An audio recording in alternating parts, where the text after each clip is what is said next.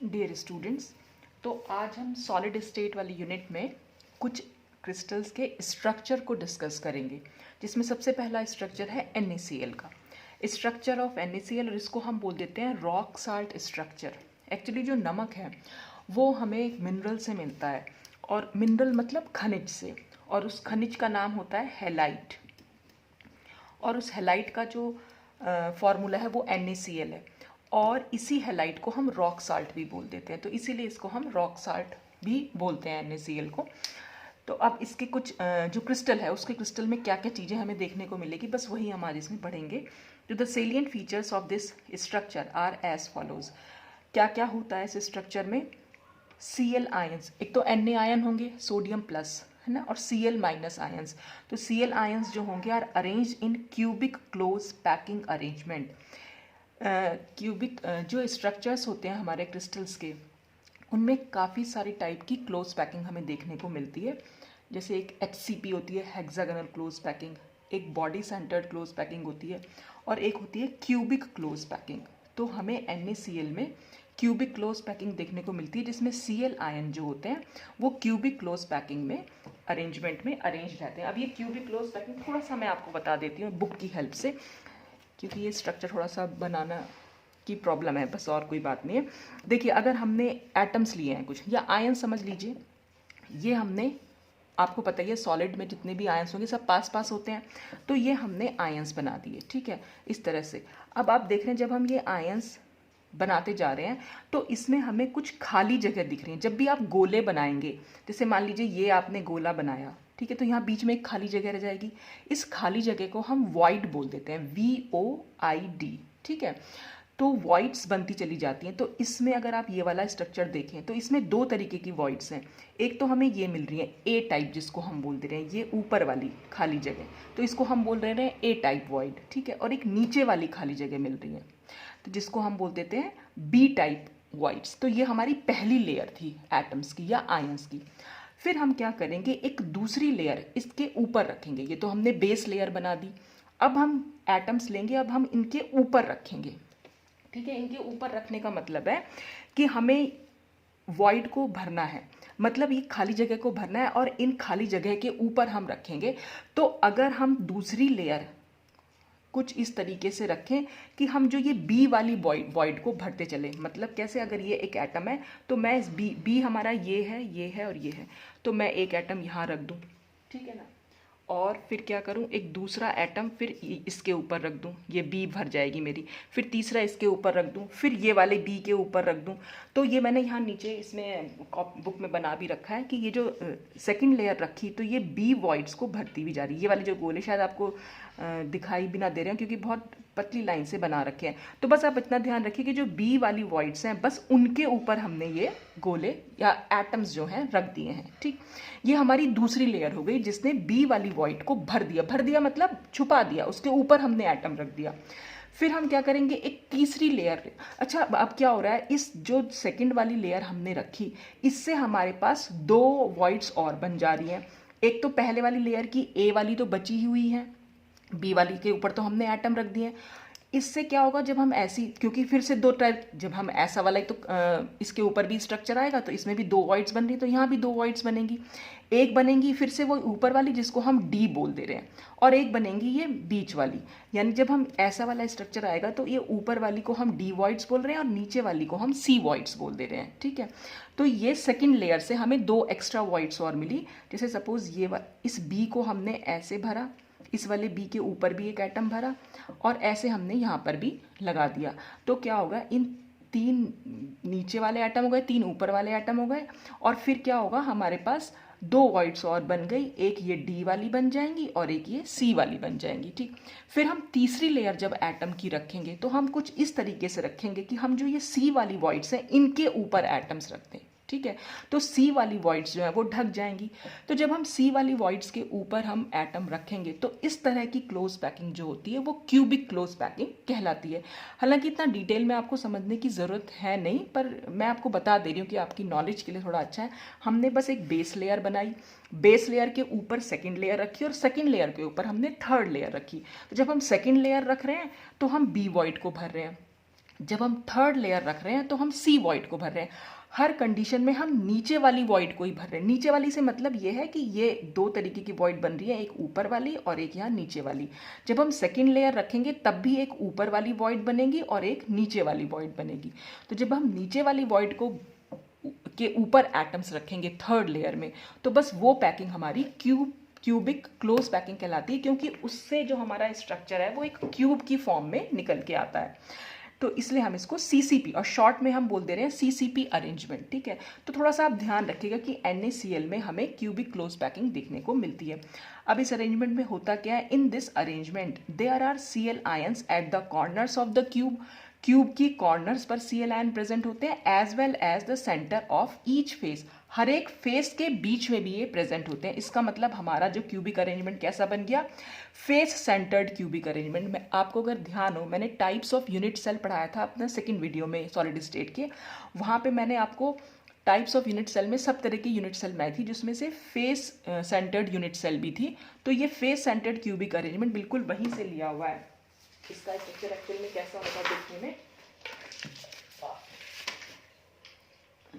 देखिए अगर हम इसका स्ट्रक्चर बनाएंगे तो हमने ये एक क्यूब बनाए, क्यूब की फॉर्म में बन गया क्योंकि क्यूबिक क्लोज पैकिंग है। तो इसके हर कॉर्नर पर 8 कॉर्नर होते हैं क्यूब में। यहाँ पर तो Cl आयन प्रेजेंट है और 6 फेस होती हैं हर क्यूब में। हर फेस के बीच में, जैसे ये टॉप फेस है तो टॉप फेस के बीच में, ये बॉटम फेस है तो बॉटम फेस के बीच में, ये हमारी राइट हैंड साइड वाली फेस है तो इसके बीच में, लेफ्ट हैंड साइड वाली के बीच में, फ्रंट फेस के बीच में और जो बैक फेस है उसके बीच में। तो कुल मिलाकर हमारे पास 8 एटम्स तो हो जाएंगे या आयंस हो जाएंगे कॉर्नर्स पर और 6 हो जाएंगे हमारे हर फेस पर। तो इसका मतलब कुल मिलाकर हमारे पास 14 क्लोराइड आयंस जो है यहाँ पर प्रेजेंट है। ठीक है, अच्छा ये तो हुआ और ये पूरा स्ट्रक्चर यहाँ बना भी रखा है, वो समझाऊंगी मैं आपको। अच्छा फिर क्या होगा, सोडियम आयंस कहाँ पर प्रेजेंट है, सोडियम आयंस प्रेजेंट है। Sodium ions occupy all the octahedral voids. अब ये पहले सबसे पहले तो हमें समझना पड़ेगा कि ऑक्टाहेड्रल वॉइड्स मैंने अभी आपको समझाया था। जब भी हम एटम्स का अरेंजमेंट करते हैं तो उसमें जो खाली जगह बच जाती है बस हम उसको वॉइड्स बोलते हैं। तो उसमें कई तरीके की वॉइड्स बनती हैं। देखिए एक वॉइड बनी, सपोज मैं आपको सिर्फ इतनी एक 2-3 एटम की हेल्प से बता रही हूँ। सपोज हमारा एक अरेंजमेंट कुछ इस तरीके का आ रहा है, हमारी एक लेयर ऐसे सीधी जा रही है, फिर दूसरी लेयर को हम फर्स्ट लाइन ऐसे गई एटम्स की, फिर सेकंड लाइन इस तरीके से जा रही है। तो हमारा कुछ इस तरह का एक अरेंजमेंट बन के आ रहा है। और अगर मैं इसके ऊपर जब हम सेकंड लेयर रखें तो आप देख रहे होंगे ये जो 3 एटम्स हैं इनके बीच में एक खाली जगह आपको दिखाई दे रही होगी और इसी खाली जगह को हम ट्राईएंगुलर वॉइड बोल देते हैं। ट्राईएंगुलर क्यों बोल रहे हैं कि अगर मैं इसके सेंटर को इसके सेंटर को इसके सेंटर को अगर मैं आपस में मिला दूं, देखिए ये स्ट्रक्चर कैसा बन के आया, ये स्ट्रक्चर कुछ इसी तरीके का तो बना है। तो ये जो बीच में खाली जगह है ये ट्रायंगुलर वॉइड कहलाती है। तो इसका सेंटर इसका सेंटर इसका सेंटर अगर आपस में मिलेगा तो एक ट्रायंगल बन जाता है। ठीक है, अब इस खाली जगह को भरने के लिए अगर सेकंड लेयर जब मैं लगाऊंगी और ऐसे हमारा पूरी आप समझ लीजिए पूरे कागज पर ये फैला हुआ है सब कुछ, ठीक है ना। अगर इसको भरने के लिए, इस खाली जगह को भरने के लिए मैं ठीक इसके ऊपर एक एटम रख दूंगी कुछ इस तरीके से, तो अब क्या होगा, वो जो बीच की जगह तो अभी भी खाली ही है, लेकिन अब हम उस वॉइड को बोलेंगे टेट्राहेड्रल वॉइड। ट्राईएंगुलर वॉइड में खाली 3 एटम्स होते हैं। ठीक है, 3 एटम्स के चारों तरफ का पोर्शन, मतलब 3 एटम्स के बीच की जगह जो होती है वो हमारी कहलाती है ट्राईएंगुलर वॉइड। यहाँ पर क्या है, 4 एटम्स हैं, 4 एटम्स के बीच की जगह क्या कहला रही है, टेट्राहेड्रल। इसको हम बोलते हैं टेट्राहेड्रल वॉइड, क्योंकि अब 4 एटम है यहाँ पर। ठीक है, टेट्रा से आपको मालूम ही पड़ रहा होगा 4 एटम्स। और इसका स्ट्रक्चर भी कुछ टेट्राहेड्रल स्ट्रक्चर आप लोगों ने देखा भी होगा, जैसे मीथेन का स्ट्रक्चर होता है, बीच में यहाँ एटम होता है, तो इसको एटम ना मानकर आप वॉइड माने, फिर एक एटम ऊपर होता है, ये सब नीचे होते हैं, तो ये कुछ इस तरीके का स्ट्रक्चर बन के आता है, तो इसको हम टेट्राहेड्रल स्ट्रक्चर बोल देते हैं। तो जो ये 4 एटम्स हैं, ये एटम्स हो गए और ये बीच की खाली जगह हो गई। तो अगर आप ये सब सेंटर को अगर आप मिला के देखेंगे तो यही वाला स्ट्रक्चर आपके पास निकल के आएगा। ठीक है, अब हम बात कर रहे हैं ऑक्टाहेड्रल वॉइड की। तो ऑक्टाहेड्रल वॉइड कैसे बनेगी? ऑक्टाहेड्रल वॉइड कुछ इस तरीके से बनेगी कि इन 3 एटम से बन रहा है हमारा ऐसा ट्रायंगुलर, ठीक है। अगर मैं इन्हीं एटम को कुछ इस तरीके से बना दूं और इनके सेंटर को मिलाऊं तो हमारा बनेगा कुछ इस तरीके का ट्रायंगल। और मैं इन 3 एटम को उठाकर इन 3 के ऊपर रख दूं, यानी कि जब इसके ऊपर अब रखे जाएंगे ये एटम्स तो कुछ इस तरीके से रखे जाएं कि ये 2 तो ऐसे आए और एक यहाँ पर आ जाए। अगर आप समझते हैं, क्योंकि मैं ऐसे पकड़ नहीं पाऊंगी सबको इकट्ठा एक साथ, तो आप ये समझ लीजिए 2 तो मेरे हाथ में है ही और तीसरा वाला कुछ यहाँ पर आ जाएगा ऐसे करके, ठीक है। यानी आप इसको ऐसे इमेजिन कीजिए कि इन 3 के ऊपर ये 3 रखे हैं या इन 3 के ऊपर ये 3 रखे हैं, कैसे भी आप समझ सकते हैं। तो अब बीच में खाली जगह तो फिर भी रहेगी, तो उस खाली जगह को हम क्या बोलते रहे? Octahedral void. और ऑक्टाहेड्रल वॉइड में ये सोडियम आयन रहते हैं और जो ये मोटे मोटे आयन बनाए थे ये सारे क्लोराइड आयन्स होते हैं। तो जो खाली जगह रहेगी, अब ऐसे आप इसको ऐसे भी समझ सकते हैं कि ये हमारा एक ट्रायंगल हमने बेस में ले लिया था, ठीक है, और फिर इसी के ऊपर हमने कुछ इस तरह से रख दिया, ठीक। और क्योंकि कॉर्नर्स में हमारे एटम्स थे तो ये मैंने एटम्स बना दिए हैं। और ये एटम्स इतने छोटे छोटे नहीं है, ये एटम्स कुछ इस तरीके से मिले हुए हैं कि बिल्कुल पास पास में है। तो जो ये खाली जगह बच गई, यहाँ पर सोडियम आयन है और सोडियम आयन के चारों तरफ क्या है? 6 आयन्स हैं, क्लोराइड आयन्स। तो क्योंकि और 6 वाली पोर्शन को हम बोल देते हैं जब भी जैसे ऑक्टाहेड्रल स्ट्रक्चर जो होता है, सेंट्रल ऑक्टाहेड्रल स्ट्रक्चर मैं आपको दिखाऊं वो कुछ इस तरीके का होता है। सब आप इसको ऐसे समझ सकते हैं कि जो बीच में ग्रे कलर है वो सोडियम आयन है और जितने भी ब्लैक हैं वो सब क्लोराइड आयन है। तो आप अगर काउंट करें यहाँ पर ये, और मैं क्या कर रही हूँ, इन ब्लैक वाले एटम को सबको मिला दूँ तो एक तो स्क्वायर बन जाएगा, स्क्वायर के ऊपर एक एटम है, स्क्वायर के नीचे एक एटम है। और जो इन एटम को फिर इन चारों एटम से मिला दूँ तो आपको एक ऐसे यहाँ पर क्या मिल जाएगा? एक कोन शेप मिल जाएगी। और ऐसे ही नीचे से भी मैं इसको इस तरह मिला दूं तो इस स्ट्रक्चर को हम बोल देते हैं कि ये ऑक्टाहेड्रल स्ट्रक्चर है। तो इसमें भी जो ये सोडियम आयन है और बाकी अगर आप देखें जो ब्लैक कलर के एटम्स हैं वो सारे सारे क्लोराइड आयन, सॉरी बार बार मैं एटम्स बोल रही हूँ, ये आयन्स हैं एक्चुअल में। तो ये 6 क्लोराइड हैं, आप देख रहे भी, काउंट भी कर सकते हैं। और अगर मैं आपको ऐसे दिखाऊं इस स्ट्रक्चर को तो आपको फिर वॉइड भी समझ में आएगी। देखिए ऊपर वाला ट्रायंगल है कुछ इस तरीके का, अगर मैं ये एटम को मिला दूंगी, लाइंस मिला देंगे तो ये एक हमारा ऑक्टाहेड्रल सॉरी ये ट्रायंगल बनेगा। और नीचे वाला ट्रायंगल कैसा होगा? वो कुछ इस तरीके का होगा। तो एक ट्रायंगल हमारा ऐसा बन रहा है जिसमें एक एटम ऊपर है और एक ट्रायंगल हमारा ऐसा बन रहा है जिसमें ये नीचे की साइड है। तो आप देख सकते हैं जो नीचे वाला है हमारा कुछ इस तरीके का ही तो बन रहा है, एक एटम इधर है, एक एटम इधर है और एक एटम इधर है। बस यहाँ इसमें क्या है, एटम बहुत दूर दूर दिख रहे हैं लेकिन वो इतनी दूर दूर नहीं होते हैं, वो बिल्कुल पास पास होते हैं और इतनी पास में होते हैं, ठीक है। और ऊपर वाला कैसा है? वो कुछ इस तरीके का है, ऊपर एक एटम नीचे 2 एटम, तो ये ऊपर एक एटम नीचे 2 एटम, तो ये भी ट्रायंगुलर बन गया। तो जब इन दोनों ट्रायंगुलर को मिला देंगे तो हमारा कुछ ये स्ट्रक्चर आ जाएगा।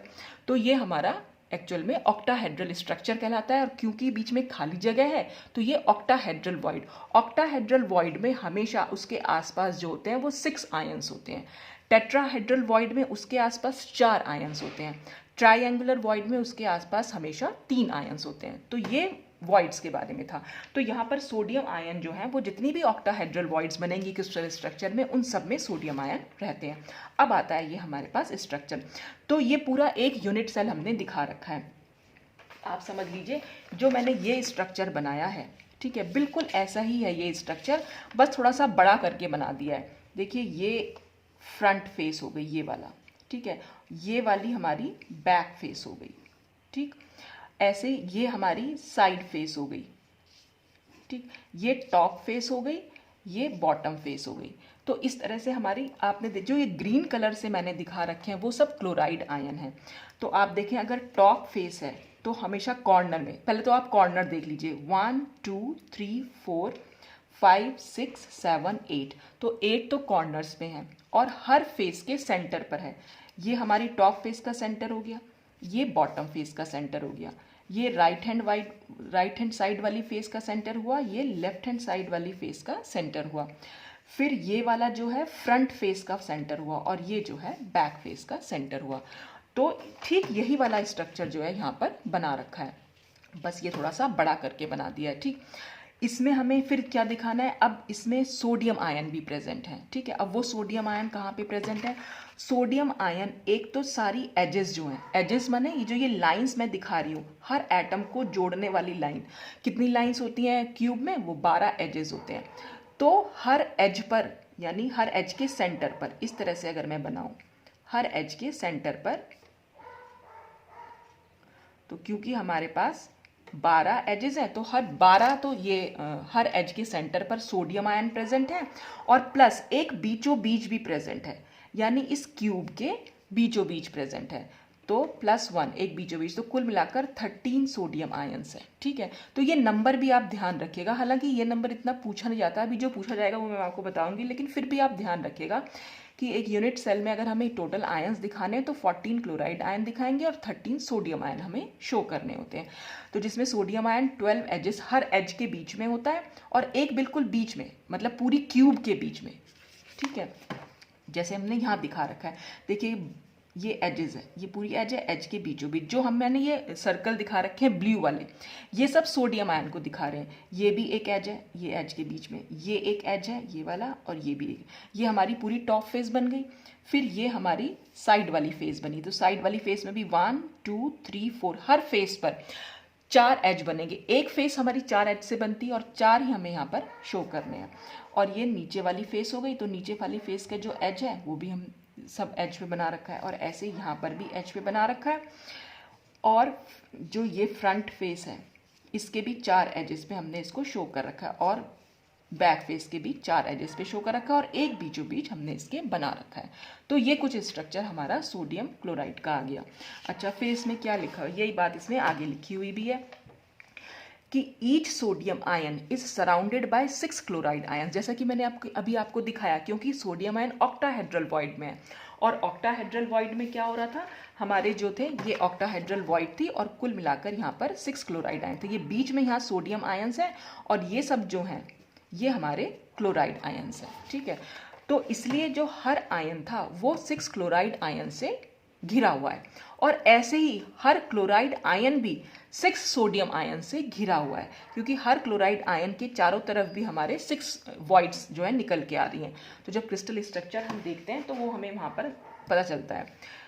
तो इसी से हम कोऑर्डिनेशन नंबर निकाल पाते हैं। अब ये कोऑर्डिनेशन नंबर का क्या मतलब है, जब एक आयन बाकी कितने आयनों से घिरा हुआ है, बस वही उसका कोऑर्डिनेशन नंबर होता है। तो क्योंकि सोडियम आयन 6 क्लोराइड आयन से घिरा हुआ है, तो इसलिए सोडियम का कोऑर्डिनेशन नंबर हो जाएगा 6, और हर क्लोराइड आयन भी 6 सोडियम आयन से घिरा हुआ है, इसलिए क्लोराइड आयन का कोऑर्डिनेशन नंबर भी हो जाएगा 6। तो दोनों का कोऑर्डिनेशन नंबर यहाँ पर 6 है। और ये बात भी आप याद रखिएगा, क्योंकि ये एमसीक्यूज बहुत बनते हैं इस बेसिस पर, तो आपको बहुत ईजी रहेगा कि आप बता सकते हैं कि दोनों का कोऑर्डिनेशन नंबर 6 है, ठीक। अब हम निकालेंगे नंबर ऑफ क्लोराइड आयंस और नंबर ऑफ सोडियम आयंस, ठीक है। वैसे देखने में तो हमें यही लग रहा है कि 14 क्लोराइड आयन है और 13 सोडियम आयन है, लेकिन एक्चुअल में होंगे नहीं ऐसे। क्यों नहीं होंगे वो अभी हम आपको बता देती हूँ।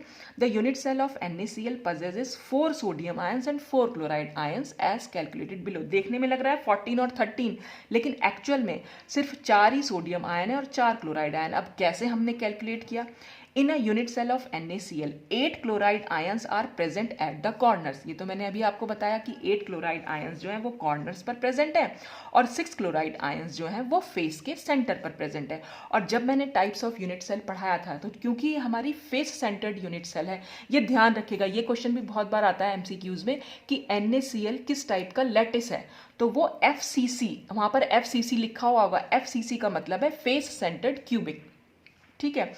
तो FCC लैटिस है ये, और FCC लैटिस ये जब मैंने आपको समझाया था कि face centered cubic unit cell में, फिर से मैं एक बार बना देती हूँ, यहाँ पर कॉर्नर्स में थे क्लोराइड आयंस और हर फेस के बीच में, ठीक है, हर फेस के बीच में भी बना दिए एक यहाँ।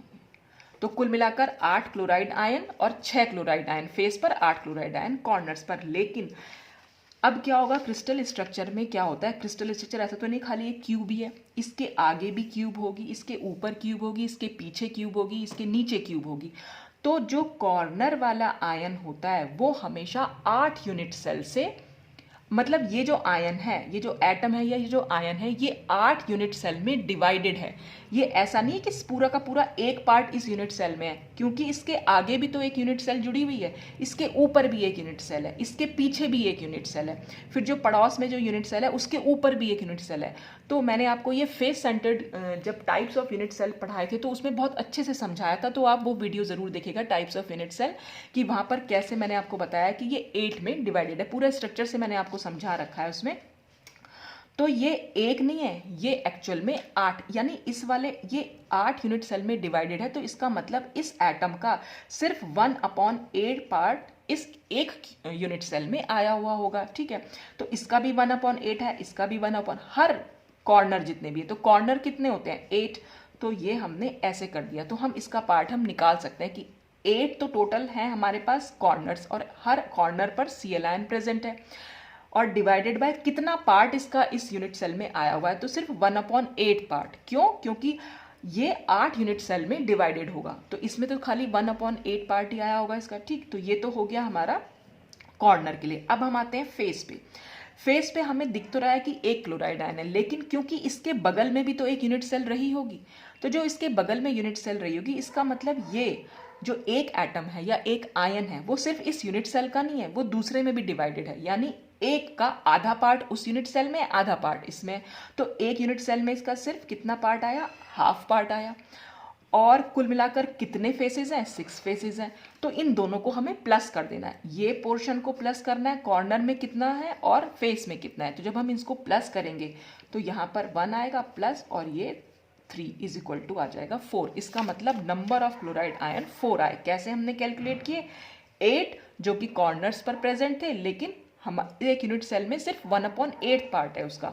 6 जो कि फेस सेंटर पर थे, लेकिन एक यूनिट सेल में सिर्फ हाफ पार्ट है उसका, इसलिए ये नंबर ऑफ क्लोराइड आयन इसमें 4 आए। ठीक है, नहीं समझ में आ रहा तो एक बार फिर से आप टाइप्स ऑफ यूनिट सेल बता रही हूँ मैं, वहां पर जाकर वो वीडियो जरूर देखिएगा। उसमें फेस सेंटर के बारे में, सारे यूनिट सेल के बारे में, कितने एटम्स कितने कितने डिवाइडेड होते हैं वो सब बता रखा है। फिर हम देख रहे हैं इन द यूनिट सेल। अब जो इसमें सोडियम आयंस दिख रहे हैं, सोडियम आयंस मैंने कितने बताए थे कि एजेस पर हैं, तो 12 एजेस होते हैं। 12 sodium ion are present at the edge centers and 1 at the body center. Body center मतलब क्यूब के बीचों बीच है, तो वो बॉडी सेंटर में प्रेजेंट है। तो देयरफॉर अब कितना होगा, एजेस हैं 12 एज सेंटर है, तो एजेस में भी क्या होगा, एक इसके ऊपर यूनिट सेल होगी, एक इसके पीछे यूनिट सेल होगी। ठीक है ना, तो इस तरह से क्या करते होता है कि एक ऊपर हो गई, एक इसके पीछे हो गई, और यहाँ साइड में भी होगी। ठीक है, तो इस तरह से स्ट्रक्चर बन के आता है कि ये जो एज है ये 4 यूनिट सेल में डिवाइडेड होती है। ठीक है, तो 4 यूनिट सेल में जब ये डिवाइडेड होगी तो इसका मतलब इसके अंदर इसका कितना पार्ट आएगा, 1/4 पार्ट आएगा। ठीक है, तो जब ये 1/4 पार्ट आएगा तो हम इसको मल्टीप्लाई कर देंगे, कुल मिलाकर कितने हमारे पास एजेस हैं, तो कुल मिलाकर हमारे पास 12 एजेस हैं प्लस। और जो इसका एक है जो सोडियम आयन, वो सिर्फ यहाँ बीच में प्रेजेंट है, यानी जो 2 क्लोराइड आयन के बीच में कहीं प्रेजेंट है, जैसे मैंने इसमें दिखा भी रखा है। ये पूरी यूनिट सेल है हमारे पास, ये पूरी क्यूब है बड़ी वाली, और इसके बीचों बीच ये प्रेजेंट है। ठीक है, तो अब ये किसी और से डिवीजन नहीं होगा इसका, ये सिर्फ इसी यूनिट सेल का है, तो पूरा का पूरा एक आयन इसके पास है, तो हम इसको +1 कर देंगे। और क्योंकि एक ही यूनिट सेल के पास है तो चाहे आप 1 × 1 भी कर सकते हैं और खाली 1 भी लिख सकते हैं, उससे कोई फर्क नहीं पड़ रहा। तो अब जब मैं इसको सॉल्व करूंगी तो 3 + 1 = 4 आ जाएगा।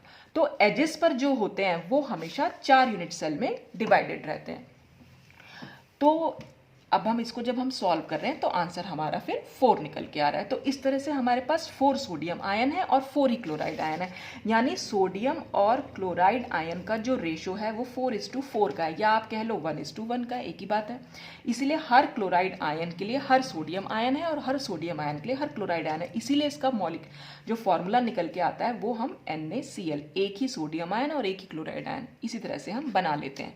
तो 1:1 का रेशो है, या आप लिख सकते हैं कि इसमें 4 NaCl यूनिट्स हैं। ठीक है, तो ये पूरा था NaCl स्ट्रक्चर के बारे में। अच्छा, एक चीज और थी इसमें कि यहाँ पर जो है ये ऑक्टाहेड्रल अरेंजमेंट होता है, वही मैंने आपको समझाया कि एक Na आयन 6 Cl आयन से और एक Cl आयन 6 सोडियम आयन से कैसे घिरे हुए हैं, तो वो हमने इसमें स्ट्रक्चर बना रखा है। जैसे यहाँ पर एक सोडियम आयन है, तो सोडियम आयन जितनी भी ऑक्टाहेड्रल वॉइड्स है वहाँ पर है, ये सारी ऑक्टाहेड्रल वॉइड्स होती हैं, और ऑक्टाहेड्रल वॉइड्स कैसे बने, क्योंकि इनके चारों तरफ जो है खाली 6 क्लोराइड आयंस है। और बिल्कुल वैसे ही है ये ऑक्टाहेड्रल स्ट्रक्चर, 3 ऊपर है और 3 नीचे है। वो दिखने में ऐसा नहीं लग रहा है आपको, लेकिन एक्चुअल में जो स्ट्रक्चर बन के आता है वो तो इसी तरह का होगा कि पहले एक लेयर एटम्स की होगी, फिर उसके ऊपर दूसरी लेयर होगी, फिर उसके ऊपर तीसरी लेयर होगी, फिर चौथी लेयर होगी। तो इस तरह से एक क्यूब की फॉर्म जो है बनती चली जाती है। तो उसमें हमारा ये ऑक्टाहेड्रल अरेंजमेंट निकल के आता है कि एक एटम हमारा मिडिल में है, बाकी 6 क्लोराइड आयन इसको घेरे हुए हैं। और ऐसे ही हमारा यहाँ पर जो ये क्लोराइड आयन है, ऐसे ही ये 6 जो है यहाँ पर उससे 6 सोडियम आयन से ये घिरा हुआ है। तो जब 6 सोडियम आयन से घिरा हुआ है तो इसका मतलब इसका भी कोऑर्डिनेशन नंबर 6 है और इसका भी कोऑर्डिनेशन नंबर 6 है। तो बस ये जो स्ट्रक्चर दिखा रखा है ये सिर्फ ऑक्टाहेड्रल अरेंजमेंट दिखा रखा है। ये जो एटम्स बाहर बना रखे हैं इसका मतलब इसके बगल में एक और यूनिट सेल है। ये जो बाहर दिख रहे हैं ये बाहर आए कहाँ से, क्योंकि यहाँ भी एक यूनिट सेल है, इधर भी एक यूनिट सेल है, तो वो यूनिट सेल के यहाँ पर ले रखे हैं। तो इसलिए ये एक ऑक्टाहेड्रल अरेंजमेंट है। तो इसमें याद करने वाली जो चीज़ें हैं, एक तो ये कि NaCl FCC टाइप का लैटिस होता है। सोडियम आयन हमेशा ऑक्टाहेड्रल वॉइड्स में रहते हैं, ठीक है। अगर ऐसे एटम्स का नंबर करके पूछ आए और जो ऑप्शंस हैं उसमें 12, 13, 14, 15 इस तरह से नंबर लिखा हुआ हो और आपसे पूछे कि सोडियम आयन कितने हैं, तब तो आप 13 पे लगाएंगे, और पूछे क्लोराइड आयन कितने हैं तो 14 पे। लेकिन जनरली ऐसे नहीं पूछा जाता, एक आधी क्वेश्चन पूछते हैं, ज़्यादातर वो ऐसे पूछते हैं कि टोटल नंबर ऑफ एटम्स, मतलब एक यूनिट सेल में कितने सोडियम आयन या कितने क्लोराइड आयन है। तो हमें वहाँ पर 4, अगर ऑप्शन में दे रखा है 1, 2, 3, 4, तब तो आप 4 पर लगा के आएंगे, राइट, ठीक है। और अगर ऑप्शन में 12, 13, 14, 15 इस तरह से दे रखा है तब आप उसी हिसाब से 13 सोडियम आयन होते हैं और 14 क्लोराइड आयन्स होते हैं। तो जिस भी आयन के बारे में पूछा हो आप वहाँ पर बता सकते हैं। एक चीज़ तो ये, और कोऑर्डिनेशन नंबर याद रखिएगा, Na और Cl दोनों का कोऑर्डिनेशन नंबर 6 होता है, ठीक है। तो ये तो था NaCl का क्रिस्टल। इसके बाद है पोटेशियम क्लोराइड यानी KCl का स्ट्रक्चर। तो वो भी स्ट्रक्चर बिल्कुल ऐसा ही होता है, बस सोडियम आयन की जगह वहाँ पर पोटेशियम आयन हो जाते हैं, तो उस स्ट्रक्चर को बताने की जरूरत नहीं है। और लास्ट स्ट्रक्चर जो इसमें बना है वो सीजियम क्लोराइड का स्ट्रक्चर ऑफ CSCl। अब CSCl का स्ट्रक्चर कैसा है? CSCl का स्ट्रक्चर फिर से हमने वैसा ही क्यूब बनाया, लेकिन अब इसमें ध्यान रखिएगा एक चीज़, जो ये थी ये पूरी एक यूनिट सेल थी, लेकिन ये जो है यहाँ पर 8 यूनिट सेल हैं। 8 यूनिट सेल कैसे हैं? देखिए, एक यूनिट सेल हमारी ये रही, ये एक यूनिट सेल है ये वाली, ये 4 एटम, फिर ये वाले 4 एटम, फिर ये 4 और ये 4, ठीक है ना। तो एक यूनिट सेल और फिर इसके बगल में एक यूनिट सेल है, इस यूनिट सेल के ऊपर है, इस यूनिट सेल के पीछे है, बगल वाली के भी ऊपर है, उसके भी पीछे है। तो कुल मिलाकर हमारे पास 8 यूनिट सेल यहाँ पर बनी हुई हैं, ठीक है। और इसमें 8 यूनिट सेल में भी, इसमें भी CCP अरेंजमेंट होता है, लेकिन इस अरेंजमेंट में क्या होता है कि जो क्लोराइड आयंस हैं वो सिर्फ कॉर्नर पर ही प्रेजेंट है, फेस पर नहीं है। तो इसका मतलब ये FCC लैटिस नहीं होगा। FCC लैटिस सिर्फ NaCl होता है, इसमें सिर्फ कॉर्नर पर प्रेजेंट है, यहाँ यहाँ यहाँ, ये Cl आयन, फेस पर कोई प्रेजेंट नहीं है, ठीक है। तो ये हमने यहाँ दिखा रखा है। और CS आयन जो है जितनी भी क्यूबिक वॉइड्स हैं, अब क्यूबिक वॉइड क्या होगी? ये एक क्यूब बना है, क्यूब के अंदर की जो एक खाली जगह होती है, बस क्यूब के अंदर एक खाली जगह है, तो बस ये एक, यानी ये एक बॉडी सेंटर्ड यूनिट सेल हुई। तो इसलिए हम इसका अरेंजमेंट जो बोलते हैं वो BCC अरेंजमेंट है। सोडियम क्लोराइड में FCC अरेंजमेंट होता है, CSCl में BCC अरेंजमेंट होता है। तो इसमें सिर्फ एक, हर यूनिट सेल में अगर आप देखें, देखिए क्योंकि 8 यूनिट सेल हैं तो इसलिए आपको 8 ही यहाँ पर सीजियम आयन, ये जो राउंड हॉलो सर्कल बना रखे हैं ब्लू कलर से, वो सारे के सारे हमारे सीजियम आयन हैं। तो क्योंकि 8 यूनिट सेल हैं और एक यूनिट सेल में हमारे पास सिर्फ एक सीजियम आयन है, तो 8 यूनिट सेल में हमारे पास 8 सीजियम आयन यहाँ पर दिखाई भी दे रहे हैं, वो मैंने आपको बना, तो ये यूनिट सेल को आप समझ लीजिएगा कि यहाँ पर सिर्फ 8 यूनिट सेल हैं, बस ये ध्यान रखिएगा। अच्छा, और इसमें सिर्फ कॉर्नर्स पर Cl आयन प्रेजेंट होते हैं और CS आयन्स जो होते हैं वो क्यूबिक वॉइड्स लेते हैं। NaCl में सोडियम आयन ऑक्टाहेड्रल वॉइड में होते हैं। NaCl में FCC अरेंजमेंट होता है, यहाँ पर BCC अरेंजमेंट। और BCC क्यों बोल रहे हैं? क्योंकि ये जो एक सीजियम आयन है वो बॉडी सेंटर पर प्रेजेंट है। बॉडी सेंटर्ड यूनिट सेल भी मैंने आपको अच्छे से समझाई थी कि उसमें कॉर्नर पर तो एटम्स होते ही हैं, बीचों बीच में भी एक एटम प्रेजेंट होता है, तो उसमें सीजियम आयन बीच में प्रेजेंट है, इसीलिए ये BCC अरेंजमेंट कहला रहा है, ठीक है। अच्छा, फिर क्या है? Each caesium ion is surrounded by 8 chloride ion. Her caesium ion 8 chloride ion से घिरा हुआ है, वो आप यहाँ पर देख भी सकते हैं। ये एक सीजियम आयन था और इसके चारों तरफ कितने आयन हमें दिखाई दे रहे हैं, क्लोराइड, क्योंकि हर कॉर्नर पर प्रेजेंट है तो इसलिए ये 8 क्लोराइड आयन से घिरा हुआ है। और ऐसे ही हर जो क्लोराइड आयन है, each chloride ion is surrounded by 8 caesium ion. तो आप देख भी सकते हैं 8 सीजियम आयन से क्यों घिरा हुआ होगा। देखिए फिर वही वाली बात है कि जो कॉर्नर ये तो Cl आयन है। अब क्या होगा, सिर्फ ये एक यूनिट सेल से तो क्रिस्टल स्ट्रक्चर बनेगा नहीं, इसके बगल में भी होगी, इसके ऊपर भी होगी, इसके पीछे भी होगी, ठीक है, फिर दूसरी वाली के पीछे भी होगी जो इसके ऊपर रखी हुई है। तो ये वाली जो यूनिट सेल है, सॉरी, ये जो एटम है वो एक्चुअली 8 यूनिट सेल में डिवाइडेड है, और उस 8 यूनिट सेल में एक तो यही होगा, ये बाकी की 7 और होंगी, ठीक है। और हर यूनिट सेल में एक एक जो है सीजियम आयन है। तो कुल मिलाकर क्योंकि 8 यूनिट सेल है इसलिए 8 ही सीजियम आयन हो गए।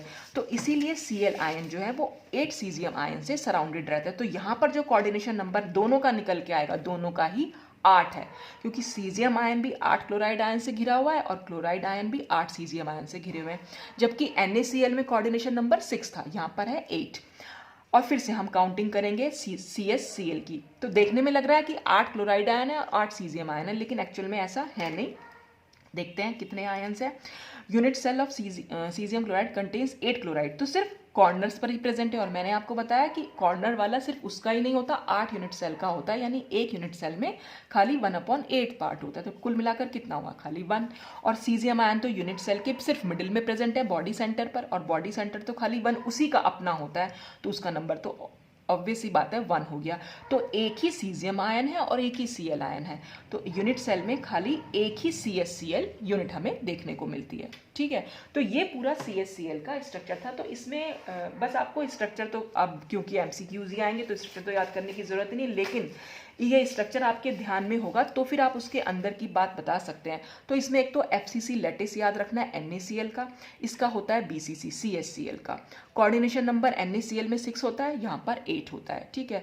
नंबर ऑफ आयंस वहाँ पर 4 निकलेंगे NaCl में, और यहाँ पर आपके एक ही CS है और एक ही, यानी कि 1 निकल रहा है यहाँ पर नंबर, ठीक है। और देखा जाए, देखने में आपसे कोई पूछे नंबर वहाँ पर 1 ना दे रखा हो, 4 5 6 7 8 करके दे रखा हो, तो आप फिर क्लोराइड आयन का नंबर पूछा हो तो आप फिर वहाँ पर 8 नंबर पर राउंड लगा टिक लगा के आएंगे। तो डिपेंड करता है कि पूछा क्या गया है, ठीक है। बाकी मैं आपको नेक्स्ट वीडियो में MCQs तो कराऊंगी, क्योंकि यह सिलेबस आपका कहाँ पर ख़त्म हो चुका है। तो अब नेक्स्ट वीडियो में हम MCQs करेंगे, तो वहाँ पर और अच्छे से समझा दूंगी किस टाइप के क्वेश्चन वहाँ बन के आते हैं। तो आज के लिए बस इतना ही। Thanks for watching.